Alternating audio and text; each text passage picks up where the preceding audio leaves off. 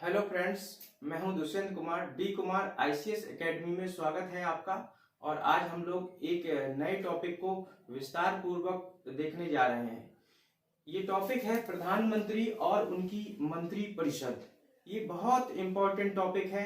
हम लोग संसद पढ़ रहे हैं। संसद में हम लोगों ने लोकसभा को पढ़ा, राज्यसभा को पढ़ा, लोकसभा की संरचना, राज्यसभा की संरचना और उससे जुड़ी हुई संसदीय समितियों को ध्यान में रखा।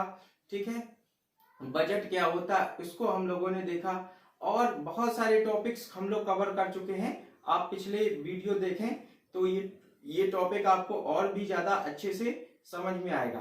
तो आइए हम लोग चर्चा करते हैं कि प्रधानमंत्री कौन होगा। तो प्रधानमंत्री लोकसभा में बहुमत दल का नेता होगा। लोकसभा में बहुमत दल का नेता। यदि किसी भी दल को स्पष्ट बहुमत प्राप्त नहीं है तब प्रधानमंत्री कौन होगा।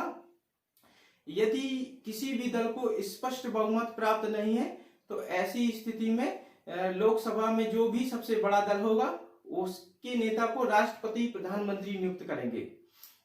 और अगर मान लीजिए कि जैसे ये देखिए बताया गया है कि गठबंधन का नेता या फिर ऐसी स्थिति में कई पार्टियां मिलके अपना गठबंधन के नेता, जब कई पार्टियां मिल जाती हैं एक अलायंस बना लेती हैं तो उसे हम लोग गठबंधन कहते हैं। और ऐसी स्थिति में या तो फिर गठबंधन के नेता को राष्ट्रपति प्रधानमंत्री नियुक्त करेंगे। ठीक है, हाई कोर्ट ने भी एक डिसीजन दिया 1980 में। हाई कोर्ट में 1980 में डिसीजन दिया कि पहले राष्ट्रपति को प्रधानमंत्री की नियुक्ति करना चाहिए और बाद में एक निश्चित समय सीमा के भीतर सदन में विश्वास मत हासिल करने के लिए कह सकते हैं।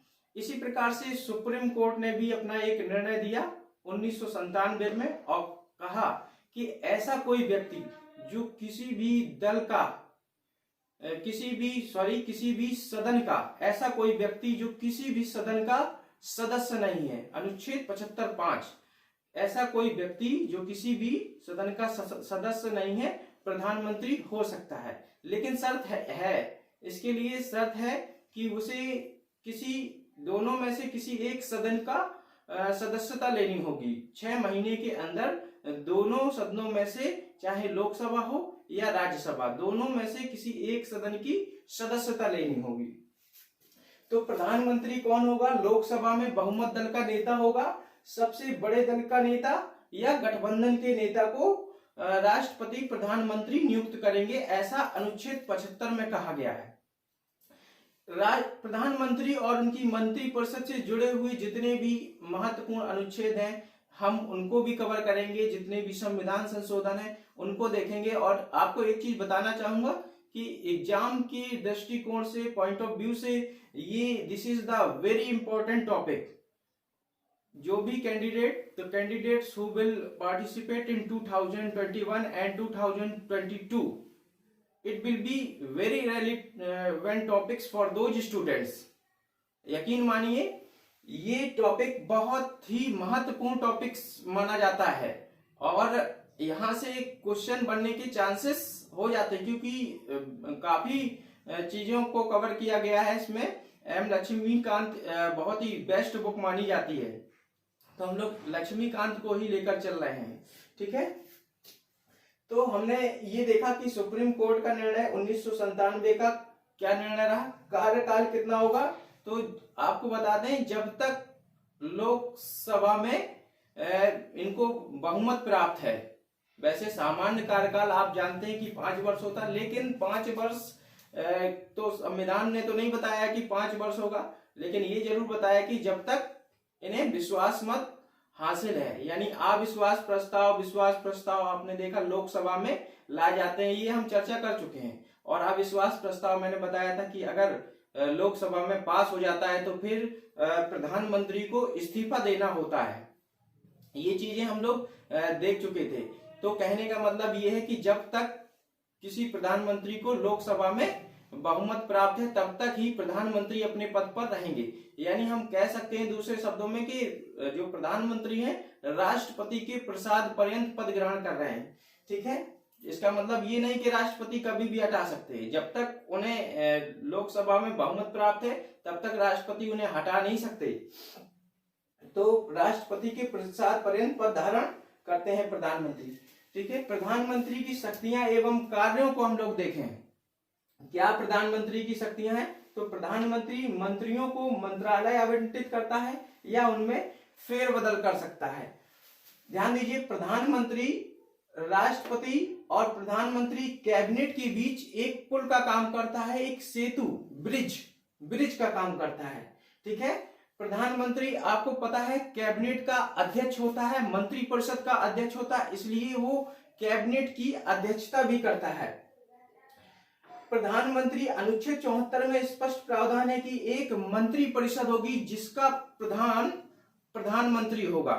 ठीक है, इसके अलावा प्रधानमंत्री अटॉर्नी जनरल यानी महान्यायवादी, ठीक है, chief election commission, CAG, UPSC के सदस्य व अध्यक्षों की नियुक्ति करने के लिए राष्ट्रपति को कहता है। आपको पता होगा, हमने बताया था कि संसदीय व्यवस्था, संवैधानिक स्थिति वाले टॉपिक में ध्यान दीजिए। आपको बताना चाहूंगा कि हमने बताया था कि हमारे यहाँ सत्ता के दो प्रमुख हैं, एक हमारे यहाँ संवैधानिक प्रमुख हैं और दूसरे वास्तविक प्रमुख हैं। जो संवैधानिक प्रमुख हैं वो राष्ट्रपति है और जो वास्तविक प्रमुख हैं वो कौन है? वो प्रधानमंत्री है। तो वास्तविक शक्तियां किसके पास है? प्रधानमंत्री वाले मंत्रिमंडल के पास होती हैं। ठीक है, तो ये अनुच्छेद 74 में स्पष्ट प्रावधान है कि एक मंत्रिपरिषद होगी जिसका प्रधानमंत्री होगा। 75 में कहा गया है कि प्रधानमंत्री की नियुक्ति राष्ट्रपति करेगा। ठीक है, 75 में कहा गया है प्रधानमंत्री की नियुक्ति राष्ट्रपति करेगा। इसके बाद देखिए, ये मैं बता चुका हूं, प्रधानमंत्री कई ऐसे आयोग हैं जिनका अध्यक्ष होता है, जैसे नीति आयोग है, इसका पहले आयोजना आयोग नाम था, अब नाम बदल दिया गया है। तो प्रधानमंत्री नीति आयोग, अंतर्राज्यीय परिषद और नदी जल विवाद परिषद का अध्यक्ष होता है। ठीक है, ऐसे कौन से प्रधानमंत्री हैं जो अब तक मजबूत रहे हैं और उप प्रधानमंत्री का संविधान में कोई भी उल्लेख नहीं किया गया है? तो मैं आप दोनों चीजों को बता दूं। जो मजबूत प्रधानमंत्री हैं वो अब तक माने जाते हैं, जैसे कि इंदिरा गांधी जी हैं, लेकिन इंदिरा गांधी जी अपने पहले कार्यकाल के दौरान कमजोर प्रधानमंत्री रही, क्योंकि वो राज्यसभा से थी। जब उन्हें लोकसभा से जब वो जीत कर आई तो एक स्ट्रॉन्ग प्राइम मिनिस्टर की भूमिका उन्होंने निभाई। इसी प्रकार से हम कह सकते हैं कि जैसे पंडित जवाहरलाल नेहरू हैं, वो एक मजबूत प्रधानमंत्री रहे। नरेंद्र मोदी जी हैं, ठीक है, इन्हें हम लोग मजबूत प्रधानमंत्री इसलिए मानते हैं क्योंकि ये प्रधानमंत्रियों में काफी अच्छा इनका अपना व्यक्तित्व भी है, और दूसरी चीज ये भी है कि इन्हें लोकसभा में पूर्ण बहुमत से ये चुनकर आए, इसलिए हम इन्हें मजबूत प्रधानमंत्री मानते हैं। उप प्रधानमंत्री की चर्चा संविधान में तो नहीं की गई है, लेकिन उप प्रधानमंत्री की चर्चा संविधान में नहीं की गई, लेकिन शासन संबंधी कार्यकाल करने के लिए चूंकि कार्य का संचालन करना होता है, कार्यों के प्रधानमंत्री के कार्यों का संचालन करना होता है, प्रधानमंत्री का पद बहुत बड़ा होता है। ठीक है, तो ऐसी में जो राजनीतिक रूप से ये पद उभर कर आया, ठीक है, संविधान में इसकी कोई भी चर्चा नहीं की गई है। तो हम लोग मंत्री परिषद को देखते हैं। ठीक है, मंत्री परिषद, मंत्रियों की 3 श्रेणियां होती हैं, जैसे कैबिनेट मंत्री हो गया, राज्य मंत्री, स्वतंत्र प्रभार और उप मंत्री। ठीक है, कैबिनेट मिनिस्टर, इंडिपेंडेंट मिनिस्टर और मिनिस्टर ऑफ स्टेट या सब मिनिस्टर। ठीक है, तो जो कैबिनेट मंत्री हैं ये बहुत ही महत्वपूर्ण मंत्रियों में माने जाते हैं। जो भी काम हो रहा है, जो भी आप देख रहे हैं, सारा काम कैबिनेट कर रही है, मंत्रिमंडल, मंत्री परिषद। अब आपके दिमाग में कंफ्यूजन ये हो रही होगी कि मंत्रिमंडल और मंत्री परिषद में क्या अंतर है, तो मैं आपको बताना चाहूंगा, जो मंत्री परिषद है वो एक बड़ा निकाय है, ठीक है, और जो कैबिनेट है वो एक लघु निकाय है। इसमें 15 से 20 मंत्री आते हैं, और जो पूरी की पूरी मंत्री परिषद है उसमें कुल लोकसभा के 15% मंत्री होते हैं। ठीक है, 60 से 70 मंत्री होते हैं, यानी मंत्रिपरिषद एक बड़ा निकाय है। कैबिनेट एक लघु निकाय है, लेकिन महत्वपूर्ण शक्तियां कैबिनेट के पास ही रहती हैं। ठीक है, तो रक्षा, विदेश नीति, इस तरह के मामले कौन देखता है? कैबिनेट मिनिस्टर देखते हैं। और इंडिपेंडेंट मिनिस्टर हैं राज्य मंत्री, स्वतंत्र प्रभार, तो ये मंत्रियों का स्वतंत्र प्रभार इनके पास होता है। ठीक है, जैसे कि टेक्सटाइल मिनिस्टर है, ये बचे हुए जितने भी कम महत्वपूर्ण मंत्रालय हैं इनके पास होते हैं। उप मंत्री इनको सहायता देते हैं, यानी इनको भी सहायता देते हैं, इंडिपेंडेंट मिनिस्टर्स को और कैबिनेट मिनिस्टर्स, दोनों को सहायता और सलाह देने का काम करते हैं। तो यहाँ पे कुछ इंपॉर्टेंट कॉन्स्टिट्यूशनल अमेंडमेंट है, उनको हम देखना चाहेंगे।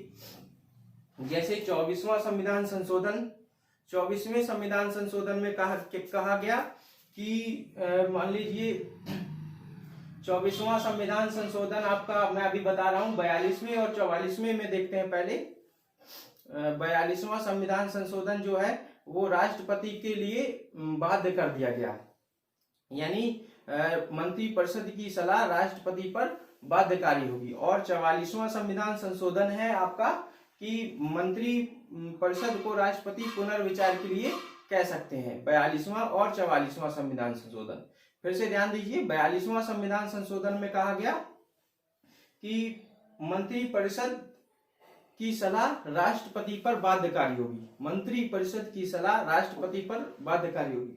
और 44वें में कहा गया कि मंत्री परिषद को राष्ट्रपति पुनर्विचार के लिए कह सकते हैं।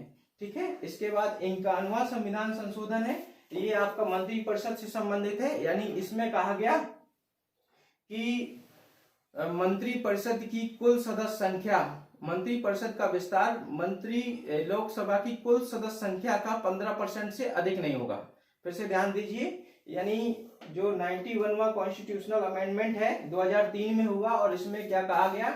इसमें कहा गया कि जो मंत्रियों की कुल सदस्य संख्या है वो 15% से ज्यादा नहीं होगी, यानी कुल सदस्य संख्या का 15% से ज्यादा मंत्री नहीं होंगे। क्यों ऐसा इसलिए किया गया? क्योंकि जो भी मतलब सदस्य थे वो तुरंत पार्टी बदल देते थे, दूसरी पार्टी ने थोड़ा सा प्रलोभन दिया कि हमारी पार्टी में आ जाओ और हम तुम्हें मंत्री पद दे देंगे, यानी मंत्री पद जो थे पहले खैरात में बांटे जाते थे, तो वो तुरंत मतलब प्रलोभन में आके अपना दल छोड़ देते थे और दूसरे दल में शामिल हो जाते थे। इसीलिए फिर एंटी डिफेक्शन लॉ भी बनाया गया, दल बदल कानून, इस पे भी हम लोग चर्चा करेंगे। तो मंत्रियों के सदन में क्या क्या अधिकार हैं? तो यहाँ पे एक अनुच्छेद बहुत ही इंपॉर्टेंट है, 88, यानी मंत्रियों के सदन में अधिकार। मंत्री, कोई भी मंत्री किसी भी सदन में बैठ सकता है, बोल सकता है और उसकी सदन की कार्यवाही में भाग लेने का अधिकार है, किंतु मतदान वो वहीं करेगा जहां पर उसे जिस सदन का वो सदस्य है। ठीक है, यानी मंत्री किसी भी सदन का सदस्य, किसी एक सदन का ही सदस्य होगा, तो वो मतदान वोटिंग वही करेगा जिसका वो सदस्य है। ठीक है, तो सामूहिक उत्तरदायित्व क्या है? तो अनुच्छेद 75(3) में, यानी आपने एक कहावत सुनी होगी कि मंत्री साथ साथ तैरते हैं और साथ साथ डूबते हैं। तो इसका मतलब ये है कि ये सामूहिक उत्तरदायित्व, यानी मैंने आपको बताया था कि कोई भी एक मंत्री अगर कोई गलत काम करता है तो उसके लिए पूरी की पूरी मंत्रिपरिषद जिम्मेदार होगी, और जब अविश्वास प्रस्ताव लाया जाता है तो वो किसी एक मंत्री के विरुद्ध नहीं लाया जाता, पूरी की पूरी मंत्रिपरिषद के विरुद्ध लाया जाता। और अगर ये प्रस्ताव पास हो जाता है सदन में, मैंने बताया था, तो मंत्रिपरिषद को क्या करना होगा, यानी सरकार को इस्तीफा देना होगा। तो ये था सामूहिक उत्तरदायित्व का सिद्धांत। ठीक है, व्यक्तिगत उत्तरदायित्व यानी अपने इनको जो मिनिस्ट्री दी जाती है, एक मिनिस्ट्री में कई विभाग होते हैं, तो अपने विभागों की जिम्मेदारी, कर्मचारियों की जिम्मेदारी इनके ऊपर होती है। ठीक है, इसके लिए ये व्यक्तिगत उत्तरदायित्व होता है इनके ऊपर, और ये व्यक्तिगत रूप से सदन में इनको जवाब देना होता है। तो विधिक उत्तरदायित्व, हमारे यहाँ मंत्रियों पर कोई विधिक उत्तरदायित्व नहीं है, यानी मंत्रियों को न्यायिक समीक्षा की परिधि से भी बाहर रखा गया है। कोई भी विधिक उत्तरदायित्व नहीं है, जबकि ब्रिटेन में एक कहावत है कि राजा कभी गलत नहीं कर सकता। राजा कभी गलत नहीं कर सकता, इसका मतलब यह है कि जितने भी आदेश हैं राजा जारी करता है ब्रिटेन में, और उस पर मंत्रियों के हस्ताक्षर होते हैं, और अगर कुछ गलती होती है तो मंत्रियों को ही न्यायालय में प्रस्तुत होना होता है। तो ये था आपका सामूहिक उत्तरदायित्व, व्यक्तिगत उत्तरदायित्व और विधिक उत्तरदायित्व। जबकि भारत में, हम इंडिया में कोई भी विधिक उत्तरदायित्व नहीं है, न्यायिक समीक्षा से बाहर है हमारे मंत्रीगण।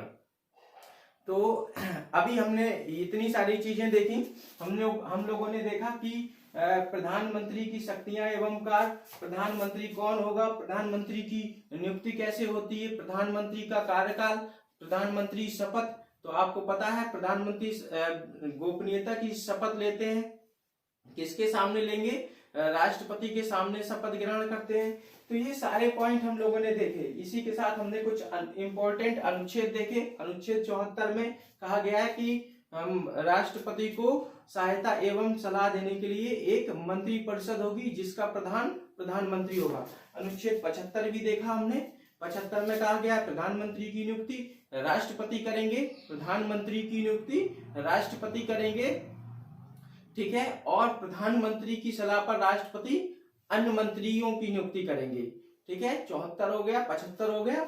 76 में हमने महान्यायवादी से संबंधित है, यानी महान्यायवादी की नियुक्ति राष्ट्रपति करेंगे, किसकी सलाह पर, प्रधानमंत्री की सलाह पर। तो ये सारे हमने देख लिए थे। इसके बाद प्रधानमंत्री कौन होगा, तो लोकसभा में बहुमत दल का नेता प्रधानमंत्री होगा। फिर सबसे, किसी भी दल को स्पष्ट बहुमत प्राप्त नहीं है तो सबसे बड़े दल का नेता होगा, और या फिर गठबंधन का नेता। हाई कोर्ट का निर्णय देखा 1980 का निर्णय। क्या निर्णय था कि पहले प्रधानमंत्री की नियुक्ति राष्ट्रपति करे और बाद में विश्वास मत हासिल करने के लिए समय सीमा के अंदर कहे। सुप्रीम कोर्ट का निर्णय 1997 का निर्णय। क्या निर्णय था, ऐसा कोई व्यक्ति जो किसी भी सदन का सदस्य नहीं है तो प्रधानमंत्री हो सकता है। यही चीज मंत्रियों के लिए भी लागू होती है कि ऐसा कोई व्यक्ति जो किसी भी सदन का सदस्य नहीं है मंत्री हो सकता है, बशर्ते कि उसे दोनों सदनों से 6 महीने के भीतर सदस्यता लेनी होगी, ठीक है। तो ऐसे कौन कौन से मंत्री हैं जो प्रधानमंत्री हैं जो राज्यसभा से रहे अभी तक। तो राज्यसभा से रहने वाले मंत्री जैसे कि आपके मनमोहन सिंह जी हैं, वो राज्यसभा से रहे, ठीक है। और आपके एचडी देवगौड़ा हैं, ठीक है, और इंदिरा गांधी भी राज्यसभा से थी, ठीक है। और ऐसे कौन से मुख्य प्रधानमंत्री हैं जो मुख्यमंत्री रहे और बाद में प्रधानमंत्री बने। तो जैसे नरसिम्हा राव हैं, एचडी देवगौड़ा हैं, ठीक है, और आपका नरेंद्र मोदी जी हैं, पीवी नरसिम्हा राव।